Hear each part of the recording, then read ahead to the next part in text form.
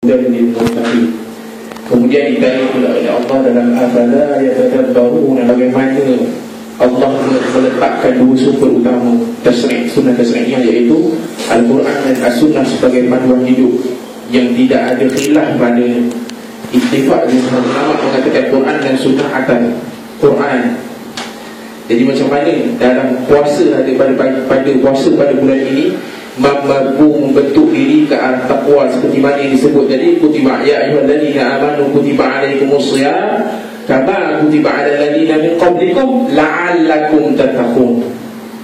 Kalau kita baca maqasid asli dalam nas iaitu la'allakum tattaqun. Jadi insya-Allah kita serahkan pada yang pakar untuk menguraikan kepentingan Al-Quran atau daurul Quran fi Ramadan. Fala tafadhal mashkura Ustaz Dr.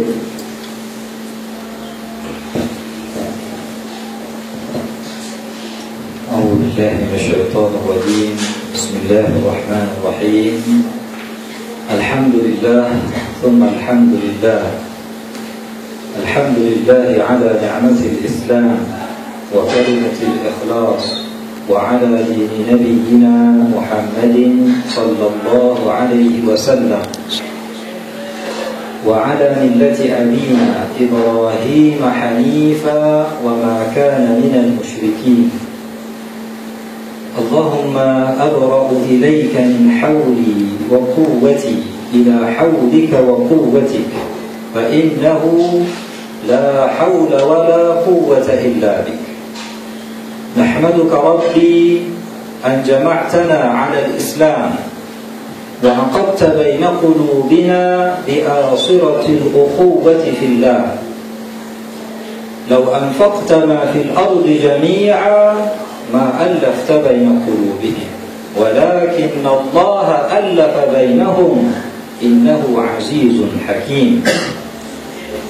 والصلاة والسلام على حبيبنا وقدوتنا محمد بن عبد الله، بلغ الرسالة وأدى الأمانة ونصح الأمة وتركنا على المحجة البيضاء ليلها كنهارها، وغادرنا إلى الملأ الأعلى موصيا إيانا تركت فيكم أمرين ما إن تمسكتم بهما لن تضلوا أبدا، كتاب الله وسنتي.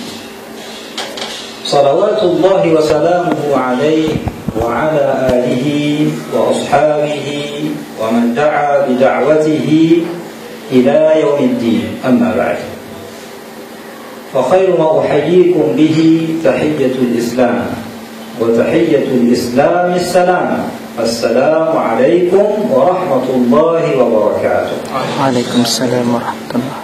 Terima kasih kepada Ustaz pengurusi majlis yang mulia Tengku Sirajul Zaman bin Tengku Muhammad Arifin, Encik Said Azim Abdul Wahab, Encik Muhammad Amin, Encik Abdul Rahman, Al-Fadil Ustaz Nur Muhammad Hadi, Al-Ikhwah min al-Talabah Al-Maliziyin, Al-Ikhwah wal-Akhawat, AJK Presiden Timbalan dan pihak penganjur. Alhamdulillah, pertamanya kita mengucapkan syukur kepada Allah Subhanahu wa ta'ala kerana pada petang ini sama-sama kita dapat berkumpul, pertamanya membacakan ayat-ayat suci Al-Quran, dan juga pada kesempatan ini bersama-sama kita membincangkan ilmu yang Allah Ta'ala kurniakan kepada kita untuk sama-sama kita bertadarus dan kita berbincang. Dengan itu, dengan kesempatan ini juga saya mengucapkan terima kasih kepada pihak kedutaan, pihak penganjur dan juga PNMM atas majlis yang kita adakan pada petang ini. Semoga Allah Subhanahu wa ta'ala memberkatinya dan memberikan ganjaran yang setimpal di atas niat ikhlas yang kita lakukan kerana Allah Subhanahu wa ta'ala. Jadi bersempena dengan bulan Ramadan yang kita sama-sama raikan, dan sama-sama kita menjalani ibadah puasa pada bulan ini, maka tidak ada topik dan tajuk yang lebih sesuai untuk kita bincangkan melainkan tajuk Al-Quran. Karena Allah Subhanahu wa ta'ala apabila menyebut bulan Ramadan, Syahrul Ramadan, Allah Ta'ala sebut ia adalah Syahrul Ramadan alladhi unzila fihi Al-Quran.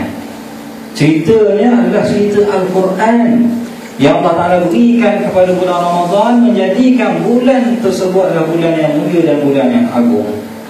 Dan seolah-olah Allah Ta'ala mengatakan, apabila kamu nampak anak bulan yang diturunkan Al-Quran tersebut, فَلْيَصُمْهُ, hendaklah kamu puasa bulan yang diturunkan Al-Quran, bukan bulan-bulan yang lain yang tidak diturunkan Al-Quran. Jadi di sana Allah Ta'ala memberikan kelebihan bulan Ramadan kerana diturunkan Al-Quran. Maka oleh itu Allah Ta'ala berikan keistimewaan yang lebih daripada itu diberikan disebabkan Al-Quran dengan malam Lailatul Qadar, kerana diturunkan Al-Quran pada malam tersebut. Inna anzalnahu fi Lailatul Qadar. Kelebihan, kemuliaan yang diberikan adalah kerana Al-Quran. Dan juga ulama mengatakan kita berpuasa kerana Al-Quran diturunkan pada bulan ini, maka kita meraihkannya. Sebagaimana Bani Israel, mereka berpuasa pada bulan Ashura kerana Allah Ta'ala berikan kenikmatan pada mereka, mereka berpuasa pada hari Ashura tersebut, meraihkan. Maka kita meraihkan Al-Quran dengan puasa selama sebulan. Jadi oleh itu, perkara yang paling utama yang perlu kita fikirkan ialah bagaimana hubungan kita dengan Al-Quran. Bagaimana kita sebenarnya yang patut kita lakukan terhadap Al-Quran. Apakah tanggungjawab yang perlu kita laksanakan. Jadi di sana perlu kita melihat kenapa Al-Quran diturunkan, untuk apa Al-Quran diberikan, diwahyukan kepada Nabi Muhammad SAW. Adakah untuk sekadar kita membacanya, melakukannya, mentilawahkannya, mempertandingkannya, ataupun untuk apa? Jadi kalau kita perhatikan dalam Al-Quran, maka kita dapati banyak ayat Quran yang ceritakan mengapa Al-Quran diturunkan. Kitabun anzalnahu ilaika mubarakun liyadabbaru ayatihi wa liyatadhakkara ulul albab. Kitab yang kami turunkan ini penuh dengan keberkatan. Bukan hanya sekadar nak ambil berkat daripada mulakan majlis dengan baca Al-Quran. Memang Al-Quran penuh berkat, tetapi liyadabbaru ayatihi, untuk mereka tadabbur, untuk mereka hayati, untuk mereka melihat apakah yang terkandung dalam Al-Quran tersebut, memahaminya. La'allakum ta'qilun, inna anzalnahu Qur'anan Arabiyyan la'allakum ta'qilun. Kami turunkan Al-Quran itu dalam bahasa Arab supaya kamu menggunakan akal, kamu faham apa yang terkandung dalam Al-Quran tersebut. Jadi oleh itu tidak ada cara lain melainkan dengan kita memahami Al-Quran dan menghayati isi Al-Quran. Bahkan Allah Ta'ala mengatakan kepada orang bukan Islam, Allah Ta'ala kata kepada mereka, afala yatadabbaruna al-Quran am ala qulubin aqfaluha. Adakah mereka tidak tadabbur Al-Quran? Ini orang kafir, Allah Ta'ala kata. Dia tak pernah lagi kita orang Islam yang beriman, yang sentiasa baca Al-Quran tetapi tidak tadabbur Al-Quran. Afala yatadabbaruna al-Quran. Tidakkah mereka tadabbur, hayati isi kandungan Al-Quran?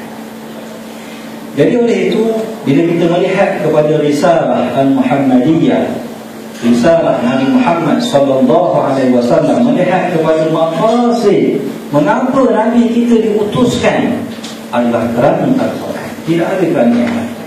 Al-Quran lah menyebabkan Nabi kita diutuskan oleh Allah Subhanahu wa ta'ala. Kalau kita perhatikan pada sirah Nabi SAW, bagaimana keadaan masyarakat Arab jahiliyah sebelum kedatangan Al-Quran, sebelum diturunkan Iqra bismi rabbikal ladzi khalaq. Masyarakat jahiliyah yang tidak mengenal Tuhan, yang hidup dalam kesesatan, kesyirikan, dalam kesesatan yang amat nyata, fi dhalalin mubin. Tetapi bila diturunkan Al-Quran, masyarakat yang sesat ini menjadi khairu ummatin ukhrijat lin-nas, menjadi sebaik-baik manusia, generasi dalam sejarah manusia dari Nabi Adam sampai hari kiamat adalah generasi Al-Quran. Khairul qurun qarni, generasi Al-Quran. Oleh itu Allah Subhanahu wa taala menjelaskan kepada kita dalam surah Al-Imran, laqad manna Allahu 'alal mu'minin idh ba'atha fihim rasulan min anfusihim yatlu 'alaihim ayatihi wa yuzakkihim wa yu'allimuhumul kitaba wal hikmah wa in kanu min qablu la fi dhalalin mubin. Allah Ta'ala mengatakan, dan dia telah memberikan kurniaan. Apakah kurniaannya? Dengan diutuskan seorang rasul, rasulan min anfusihim, dalam qiraat min anfusihim, yang paling baik, yang paling nafis, yang paling bagus, yang paling baik Allah Ta'ala kurniakan. Apakah kerja dia? Ada 3 tugasan yang Allah Ta'ala berikan. Yatlu 'alaihim ayati wa yuzakkihim wa yu'allimuhumul kitaba wal hikmah. Membacakan Al-Quran, mengajar Al-Quran dan hikmah, dan mentazkiyahkan, menyucikan diri mereka juga dengan Al-Quran, walaupun mereka sebelum itu dalam keadaan kesesatan yang nyata. Dengan kurniaan ini maka selamatlah kita. Alhamdulillah, kita pada hari ini orang Islam yang percaya kepada Nabi Muhammad, percaya kepada Al-Quran, daripada lembah kesesatan tersebut Allah selamatkan dengan diturunkan Al-Quran tersebut. Jadi daripada 3 tugasan yang Allah Ta'ala berikan ini, yang itulah yang patut kita lakukan pada hari ini kalau sekiranya kita ingin menghidupkan generasi Al-Quran. Sebagaimana yang dilakukan oleh Nabi Muhammad SAW, umat Islam yang kita lihat pada hari ini, yang ditindas, yang dibunuh, yang dizalimi setiap hari, disebabkan kerana kita meninggalkan satu-satunya wahyu yang Allah Ta'ala berikan, yang masih ada, iaitu Al-Quran. Nak harapkan kitab Taurat dan Injil yang telah diselewengkan, apa yang kita dapat? Inilah satu-satunya wahyu yang Allah Ta'ala berikan, Al-Quran. Kalau kita meninggalkan Al-Quran, kita akan hancur. وَحَبْلُ اللَّهِ الْمَمْدُودِ مِنَ السَّمَاءِ إِلَى الْأَرْضِ فَتَمَسَّكُوا بِهِ فَإِنَّكُمْ لَنْ تَضِلُّوا وَلَنْ تَهْلَكُوا بَعْدَهُ أَبَدًا. Inilah tali Allah Subhanahu wa ta'ala. Hendaklah kamu berpegang dengannya. Berpegang dengan tali Allah Ta'ala ini tidak boleh dilepaskan. Kalau kamu lepas, kamu akan hancur, dibunuh, ditindas dan sebagainya. Dan tetapi siapa yang berpegang dengannya, nescaya dia tidak akan musnah, kata Nabi SAW, dan tidak akan sesat selama-lamanya. Itulah tadi yang Allah Ta'ala berikan pada kita. Jadi lihatlah, adakah kita telah menghulurkan tangan kita untuk memegang tali Allah Subhanahu wa ta'ala, ataupun kita jauh daripada Al-Quran, jauh daripada isi kandungan Al-Quran, jauh daripada penghayatan Al-Quran, daripada pemahaman Al-Quran, daripada wahyu yang telah Allah Ta'ala turunkan kepada kita. Berapa banyak ayat Al-Quran, surah Al-Baqarah yang panjang lebar tu, apa ceritanya? Adakah cerita pasal lembu, sup lembu, macam mana nak makan lembu? Apakah cerita yang Allah Ta'ala sebutkan dalam Al-Quran? Dalam surah Al-Baqarah yang panjang tersebut, penuh dengan hikam, dengan hukum, dengan ahkam. Bagaimana untuk kita menjadi seorang Muslim yang Allah Ta'ala telah sebutkan pada permulaan surah Al-Baqarah, hudan lil muttaqin, sebagai hidayah, sebagai petunjuk. Tetapi berapa banyak ayat yang kita tidak faham, yang kita tidak rasai, kita tidak hayati.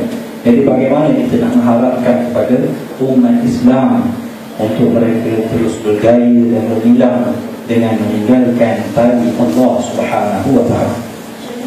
Maka oleh itu, kalau kita lihatkan daripada maqasid ataupun tujuan Allah Subhanahu wa ta'ala utuskan Nabi kita dalam Al-Quran, dan diutuskan dengan 3 tugasan tersebut: At-tilawah, At-ta'lim, At-ta'allum, wa At-tazkiyah. 3 perkara ini. Dan 3 perkara ini bukan perkara yang baru. Nabi Ibrahim alaihissalam ketika membina Kaabah bersama dengan anaknya Ismail alaihissalam, Maknanya beribu-ribu tahun sebelum kelahiran Nabi Muhammad SAW mengatakan antara doanya, Rabbana wab'ath fihim rasulan min anfusihim yatlu alaihim ayatika wa yu'allimuhumul kitaba wal hikmah wa yuzakkihim. Nabi Ibrahim minta, ya Allah, turunkan, bangkitkan, utuskan kepada mereka seorang rasul, kerja dia bacakan kitab, mengajar mereka kitab Al-Quran dan hikmah, dan juga menyucikan diri mereka juga dengan kitab dan wahyu Allah Subhanahu wa ta'ala. Permohonan Nabi Ibrahim ini dimakbulkan setelah beribu-ribu tahun baru Allah Ta'ala lahirkan Nabi Muhammad SAW dengan 3 tugasan ini. Jadi kita kembali kepada sirah Nabi SAW. Bagaimana baginda SAW, para sahabat menghidupkan Al-Quran, bagaimana mereka menjadikan Al-Quran sebagai pedoman dan panduan mereka, bahkan menjadikan Al-Quran sebagai satu perkara yang hidup bersama dengan mereka, berjalan di atas muka bumi ini dengan Al-Quran.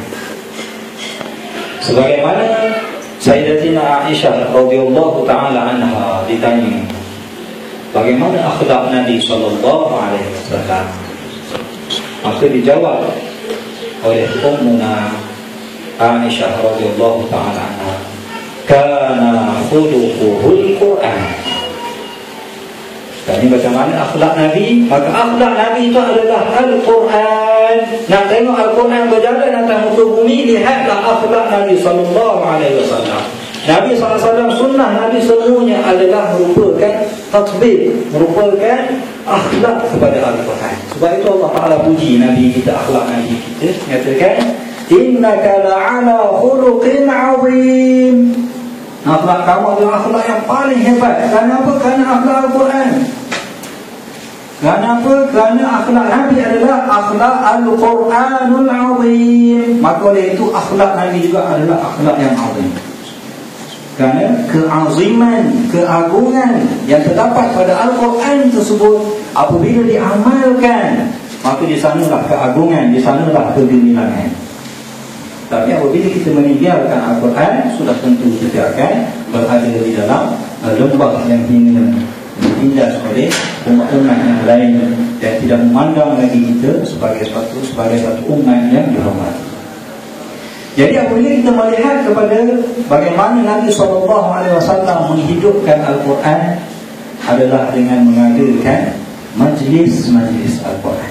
Sejak mula diturunkan Iqra, dan bila diperintahkan kepada Nabi kita supaya disampaikan, ya ayyuhar rasul balligh ma unzila ilaika min rabbik wa in lam taf'al fama ballaghta risalah. Wahai Rasul, sampaikan ayat. Ini kerja kamu, kena sampaikan ayat Al-Quran. Kalau kamu tak buat, kamu sibuk dengan politik, sibuk dengan ekonomi, sibuk dengan perkara lain, kamu tak sampaikan Al-Quran, fama ballaghta risalah, kamu tak bekerja. Kerja kamu sampaikan Al-Quran, itu kerja kamu. Dan inilah kerja yang patut kita lakukan pada hari ini. Kita sibuk dengan dunia, kita tinggalkan Al-Quran. Jadi macam mana Allah Ta'ala nak bantu kita? Kalau kita ikut jejak langkah Yahudi dan Nasara, apa yang akan berlaku pada kita? Walan tarda anka al-yahud walan nasara hatta tattabi'a millatahum. Qul inna hudallah huwal huda wa la in ittaba'ta ahwa'ahum ba'da alladhi ja'aka minal haqq ma laka minallahi min waliyyin wa la nasir. Ma laka minallahi min waliyyin wa la nasir. Orang Yahudi dan Nasara tidak akan redha pada kamu, tidak akan puas hati, tidak akan tenang, tidak akan membiarkan kamu dalam keadaan kamu mengikut Al-Quran, mengikut wahyu Allah Subhanahu wa ta'ala. Dan katakanlah bahawa sesungguhnya huda itu adalah huda Allah Ta'ala, itu Al-Quran. Sekiranya kamu mengikut orang Yahudi dan Nasara, mengikut Amerika dan Eropah, mengikut orang Barat, maka sesungguhnya Allah Ta'ala kata kamu tidak akan dibantu. Allah Ta'ala malaka minallahi min wali wala nasir. Allah Ta'ala tidak akan lindung kamu, Allah Ta'ala tidak akan bantu kamu. Jadi macam mana kita nak berdoa, ya Allah bantulah kita sedang kita mengikut Yahudi dan Nasara.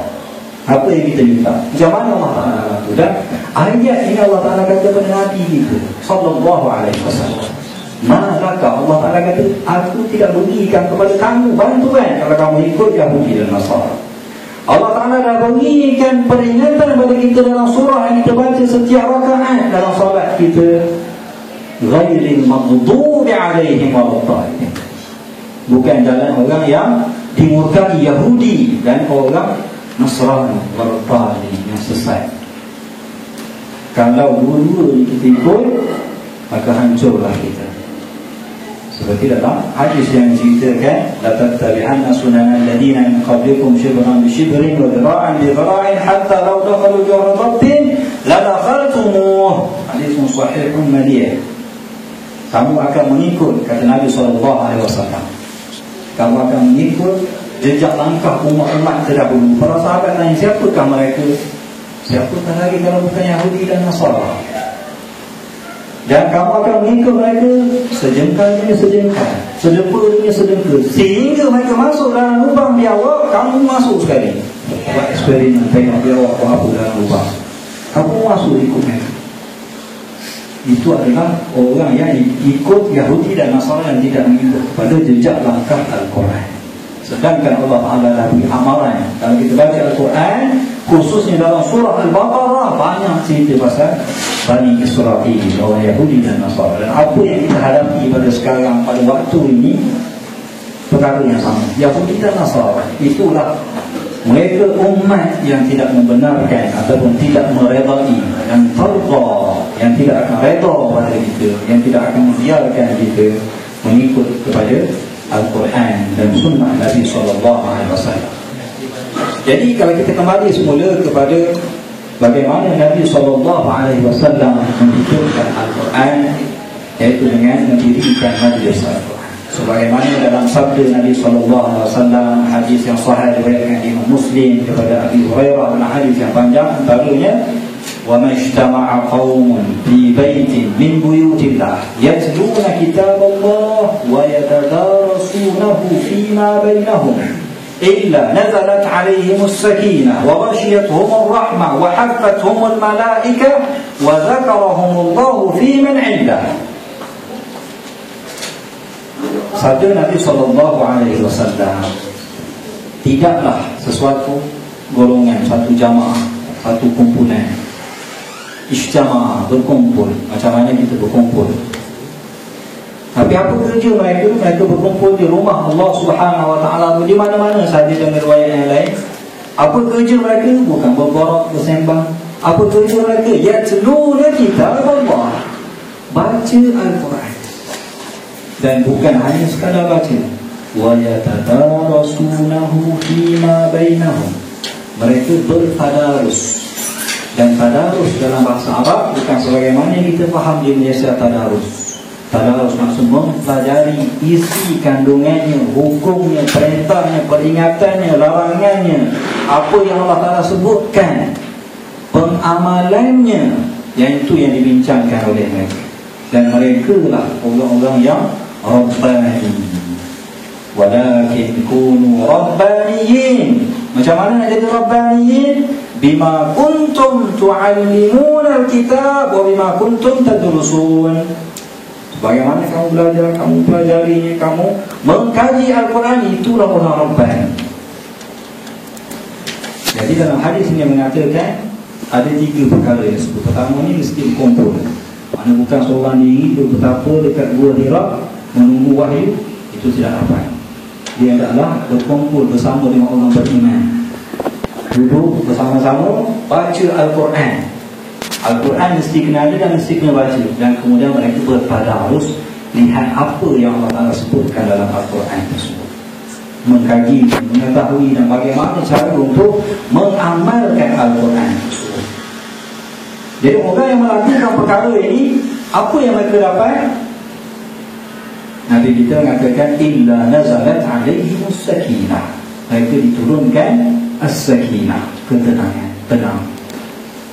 Orang pada hari ini ramai yang tidak tenang, sibuk, macam-macam masalah diri, psikologi dan sebagainya, mencari tenang. Sedangkan Allah Ta'ala kata, Nabi kita kata, dengan baca Al-Quran, dengan mengingati Allah Subhanahu wa ta'ala. Di sanalah keterangan. Ala dzikrillah tatma'innul qulub. Dengan mengingati Allah Subhanahu wa ta'ala. Tapi orang sibuk mencari keterangan, pergi melancong sana, pergi tempat sini, pergi sana, habiskan duit, sedangkan Al-Quran ada kat rumah dia tidak mendapat ketenangan pada Al-Quran. Jadi Nabi kita mengatakan, orang yang membaca Al-Quran, yang mempelajari Al-Quran, maka mereka akan diturunkan ketenangan, tenang, as-sakinah, wa ghashiyatuhum ar-rahmah, dan mereka dinaungi, diliputi oleh rahmat Allah Subhanahu wa ta'ala. Apabila Allah Ta'ala berikan rahmat, apa lagi yang tenang? Allah Ta'ala berikan merahmati kita, rahmat, sayang pada kita, kasih pada kita, apa lagi yang kita nak? Di sana Allah Ta'ala akan berikan segala limpahan dan kurniaan kepada orang yang baca Al-Quran. Dan bukan itu saja, kata Nabi SAW, wa haffathumul malaikah, malaikat tolong jaga mereka. Tak payah cari bodyguard, malaikat saja. Maknanya dilindungi, mereka tidak akan menerima bala bencana, mereka tidak akan mendapat kemudaratan. Malaikat tolong jaga mereka yang baca Al-Quran dan baca. Dan yang lebih hebat daripada itu, wa dzakarahumullahu fi man indah. Allah Ta'ala sebut nama seorang-seorang, si fulan bin si fulan baca Al-Quran. Allah Ta'ala sebut. Siapa Allah Ta'ala? Rabbul Alamin, Tuhan alam semesta yang menjadikan ini, kamu, bumi, bintang, matahari, planet, galaksi. Dia menyebut nama. Wa dzakarahumullahu fi man indah. Apa lagi yang kita nak? Allah Ta'ala berikan ganjaran yang begitu besar bagi orang yang mendirikan majlis Al-Quran, yang mempelajari Al-Quran. Namun kita tinggalkan perkara-perkara yang besar ini, kita tinggal, kita sibuk dengan dunia kita, sibuk dengan mengejar apa yang kita dapat sementara kat dunia ini. Sedangkan Allah Ta'ala sediakan pada kita Al-Akhirat. Allah Ta'ala berikan kita syurga, kita tinggalkan syurga, kita kejar dunia. Maka habislah kita dan rugilah kita. Innal insana lafi khusr. Manusia ni memang dalam kerugian. Illa alladziina aamanu wa 'amilus salihati wa tawassaw bil haqq wa tawassaw bis sabr. Kecuali orang beriman, beramal saleh, berpesan kepada kebenaran dan berpesan kepada kesabaran. Mereka yang selamat. Tidak semua sekali akan mendapat kerugian dan berada dalam kerugian. Jadi kalau kita perhatikan pada hadis Nabi SAW itu tadi, bahawa majlis Al-Quran itu perlu kita lakukan untuk kita selamatkan umat kita, selamatkan diri kita, selamatkan keluarga kita, dan selamatkan umat Islam dengan Al-Quran. Tak ada cara lain. Tak ada kita kata nak cari formula idea macam mana nak selamatkan umat Islam. Al-Quran, wahyu Allah Ta'ala, kalamullah. Ya, jangan kita lupa, itu kata-kata Allah Subhanahu wa ta'ala, bukan kata-kata manusia, bukan ciptaan manusia, bukan hasil produk dunia, tetapi adalah daripada pencipta alam semesta yang menciptakan diri kamu dan dunia ini. Dialah yang berkata-kata dengan Al-Quran, dan dialah yang berikan petunjuk, hudan, seperti dalam surah ayat surah bulan Ramadan. Hudan merupakan hidayah dan furqan, wa bayyinatin minal huda wal furqan. Allah Ta'ala jelaskan dalam Al-Quran macam mana kita nak selamat. Tapi bila kita tinggalkan Al-Quran, memang kita tak selamat. Bagaimana generasi para sahabat berpegang pada Al-Quran, mereka menjadi khairah ummatin. Apabila kita meninggalkan Al-Quran, maka kita jadilah manusia yang dimakan oleh musuh-musuh Islam yang lain. Jadi di sinilah sumber kekuatan kita, iaitu wahyu pada Allah Subhanahu wa ta'ala, yang perlu kita berpegang. Cuma para ulama telah menjelaskan kepada kita bagaimana cara manhaj untuk kita kembali kepada Al-Quran. Seperti kita lihat dalam tugasan wazifah ataupun wazaifun nubuwah, tugas yang Allah Ta'ala berikan kepada Nabi kita tadi, iaitu tilawah, ta'lim, ta'allum dan tazkiyah. Tiga perkara ini perlu kita lakukan. Jadi yang pertamanya tilawah, membaca Al-Quran. Bagaimana kita nak baca Al-Quran? Membaca Al-Quran Seperti yang kita semua tahu, baca Al-Quran dapat pahala. Bahkan setiap huruf yang kita baca dapat pahala. Man qara'a harfan min kitabillah falahu hasanah wal hasanatu bi 10 amsalha. Wala aqul alif lam mim harfun, walakin alifun harfun wa lamun harfun wa mimun harf. Sesiapa yang baca satu huruf, cuba lihat satu huruf. Kalau kita A itu satu huruf, B itu satu huruf, C itu satu huruf, itu tak ada makna. Kalau kita baca lah A banyak 1000 sejuta, tak ada apa-apa. Tapi Al-Quran, kata Nabi SAW, satu huruf, satu pahala dan digandakan 10 kali ganjaran. Satu huruf.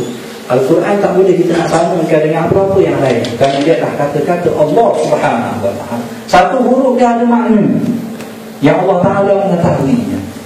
Kerana Allah Ta'ala tidak berkata-kata dengan perkara yang sia-sia. Maha suci Allah Subhanahu ya Allah. Jadi 10 kali ganjaran bagi setiap satu huruf. Alif, ba yang kita baca itu diberikan ganjaran. Dan aku tidak katakan, kata Nabi SAW, alif lam mim itu satu huruf, tapi alif satu huruf, lam satu huruf, dan mim satu huruf. Pahala yang besar. Tapi Al-Quran bukan hanya untuk dibaca, bukan hanya untuk kita baca sahaja, tapi untuk kita hayati seperti yang kita sebutkan tadi. Jadi oleh itu, bagaimana cara kita nak baca Al-Quran? Dengan kita menghadirkan diri kita masa baca Al-Quran. Seperti kata para ulama, para tabi'in, baca seolah-olahnya Al-Quran diturunkan pada diri kamu. Mana seolah-olahnya Al-Quran ditujukan kepada siapa? Kepada diri kamu pertama sekali. Bila baca cerita pasal orang kafir, kita ingat diri kita pertamanya. Aku selamat tak pada neraka Allah Subhanahu. Bukan kata ini untuk orang kafir, ini orang kafir saja. Bila kita baca cerita pasal orang munafik, kita lihat kita ada tak sifat-sifat nifaq dalam diri kita. Bukan kita, ini orang munafik, aku tak ada kaitan dengan ayat ini. Apabila Allah Ta'ala menceritakan pasal orang beriman, kita cuba lihat di manakah kita bersama dengan orang beriman tersebut. Jadi dengan itu, tidak ada satu ayat pun melainkan kita berkaitan dengan ayat tersebut. Sebab Allah Ta'ala bila turunkan Al-Quran, turun pada seluruh umat, tidak ada siapa yang terkecuali. Diturunkan kepada yang mukmin, yang kafir, yang muslim, yang fajir, semua sekali mereka termasuk dalam Allah Ta'ala tujukan khitabnya kepada mereka. Maka oleh itu, bila kita baca Al-Quran, dengan hati kita lihat di manakah aku daripada ayat ini, apa yang aku buat, apa yang telah aku lakukan, adakah aku sama macam ayat yang Allah Ta'ala sebut atau tidak. Dengan cara itu baru betul cara kita membaca Al-Quran. Disebutkan cara at-talaqi. Talaqi soalannya kita menerima wahyu pada Allah Subhanahu Wa Taala, menerima Al-Quran. Kerana ia satu perkara yang begitu besar. Inna sanulqi alaika Qur'anan ataupun qawlan thaqilah. Kami akan berikan, anugerahkan pada kamu kata-kata yang begitu besar. Pada Al-Quran bukan satu perkara yang mudah. Jadi itu pertama, cara kita nak baca Al-Quran. Jadi cara ini mesti kena faham Al-Quran. Kalau tak faham, terjemahan Al-Quran banyak, tafsir Al-Quran juga banyak juga. Dan bahasa Arab juga kita boleh gunakan. Kita datang sini belajar bahasa Arab, tujuan paling utama belajar bahasa Arab nak faham Al-Quran. Kalau untuk benda lain, salah tujuan. Siapa yang datang belajar bahasa Arab untuk sebab lain, bukan kerana Al-Quran. Tapi bahasa Arab adalah untuk kita memahami Al-Quran, kata-kata Allah Subhanahu Wa Taala, risalah daripada Allah Subhanahu Wa Taala. Kalau bahasa lain kita boleh pandai, boleh cakap macam-macam bahasa Eropah, Sepanyol, Perancis, tapi Al-Quran kita tak faham, tak ada gunanya juga. Mana Al-Quran dahulu ini bahasa Tuhan kita, bahasa Nabi kita, bahasa agama kita, takkan kita nak kemudiankan. Yang ini dahulu yang patut kita pelajari, yang patut kita dahulukan. Dan yang keduanya, kalau kita lihat dalam wazifah, tugas Nabi adalah at-ta'lim wa ta'allum wa yu'allimuhumul kitab wal hikmah, mengajar Al-Quran. Mengajar dan belajar Al-Quran seperti kita jelaskan tadi adalah dengan cara tadarus, iaitu kita duduk bersama dengan kawan kita ke, dengan keluarga kita ke, Dengan siapa sahaja kita duduk, kerja je, kaji, lihat apa yang terkandung dalam Al-Quran. Kita dah baca Al-Quran, dah faham Al-Quran, kita bincang dengan kawan kita macam mana kita nak praktikkan Al-Quran dalam masyarakat kita, dalam jiwa kita, dalam keluarga kita. Bagaimana kita nak jadikan Al-Quran ini hidup dalam, menjadikan sebagai satu penghayatan yang hayatnya hidup dalam kehidupan kita.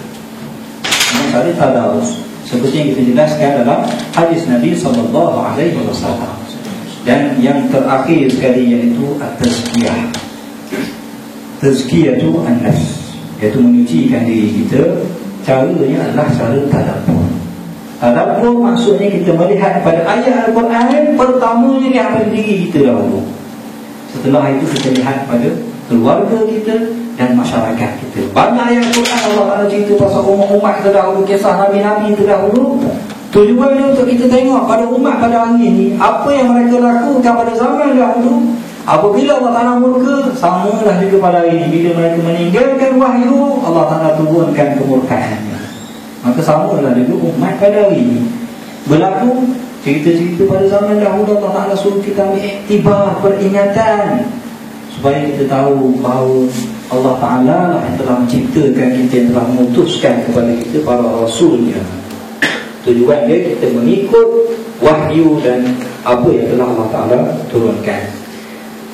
Dan sebagai penutupnya, sebelum kita buka sesi soal jawab, iaitu orang yang meninggalkan Al-Quran, apakah nasib mereka, apakah akibat yang menimpa mereka.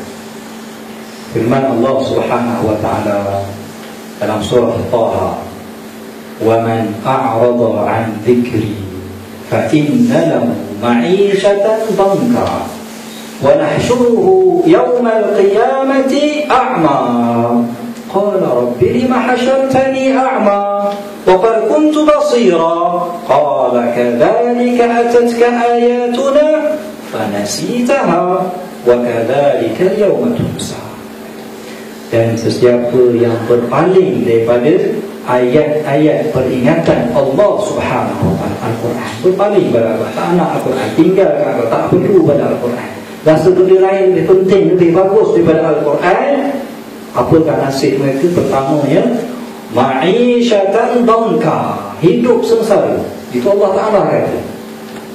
Bila Allah Ta'ala kata, Allah Ta'ala tak nipu.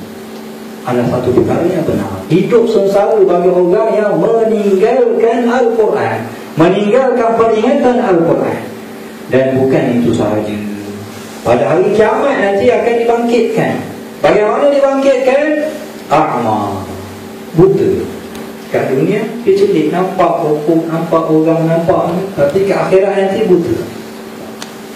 Kemudian dia komplain Allah Ta'ala, kata, qala rabbi lima hasyartani a'ma, macam mana aku boleh dibangkitkan buta? Waqad kuntu basira, sebelumnya aku celik, macam mana boleh jadi buta? Ini tidak adil. Minta keadilan depan Allah Ta'ala. Apa Allah Ta'ala jawab? Qala kadzalika atatka ayatuna, begitulah ketika mana datang kepada kamu ayat-ayat kami, datang Al-Quran, fanasitaha, kamu lupa, kamu tinggalkan Al-Quran, kamu biarkan Al-Quran, tak peduli dengan isi kandungan Al-Quran. Maka pada hari ini kamu dilupakan. Lupa Allah Ta'ala nak beri penglihatan kepada kamu, disebabkan kamu melupakan ayat-ayat Al-Quran, ayat-ayat suci Al-Quran, wahyu Allah Subhanahu wa Ta'ala. Dan begitulah juga peringatan Allah Subhanahu wa Ta'ala kepada kita. Dan ayat baru ni memberikan peringatan pada para sahabat yang merupakan generasi Al-Quran. Apa Allah Ta'ala firman, alam ya'ni lilladina amanu an takhsha'a qulubuhum li dhikrillah wa ma nazala minal haqq wa la yakunu kalladina utul kitaba min qabl fatala 'alayhimul amad faqasat qulubuhum wa kathirun minhum fasiqun. Wahai orang beriman, tidak sampaikah masanya lagi? Sibuk lagi kamu dengan benda lain, lupa pada Allah Subhanahu wa Ta'ala. Allah Ta'ala kata, tidakkah sampai masanya untuk kamu mengingati Allah dan apa yang diturunkan kepada kamu, iaitu Al-Quran. Jangan kamu jadi seperti umat-umat terdahulu Yahudi dan Nasara. Mereka meninggalkan wahyu Allah Ta'ala, menyelewengkan Taurat dan Injil, dan jauh dengan wahyu Allah. Faqasat qulubuhum, hati mereka menjadi keras. Dan ramai di kalangan mereka orang-orang yang fasik, hati mereka keras. Bila orang meninggalkan Al-Quran, hati keras. Bila hati keras, baca Al-Quran tidak ada zauq, tidak ada kefahaman, dan meninggalkan Al-Quran dan tidak mengambil pedoman. Wal'iyadzubillah. Sebab tu Allah Ta'ala kata tadi dalam ayat yang telah dibacakan, afala yatadabbaruna al-Quran am ala qulubin aqfaluha. Tidakkah mereka tadabbur Al-Quran, menghayati Al-Quran, ataupun hati mereka dah terkunci, tertutup, tak boleh nak terima Al-Quran. Jadi sebelum hati menjadi keras, marilah sama-sama kita melembutkannya dengan membaca Al-Quran, menghayati dan memahami isi kandungan Al-Quran.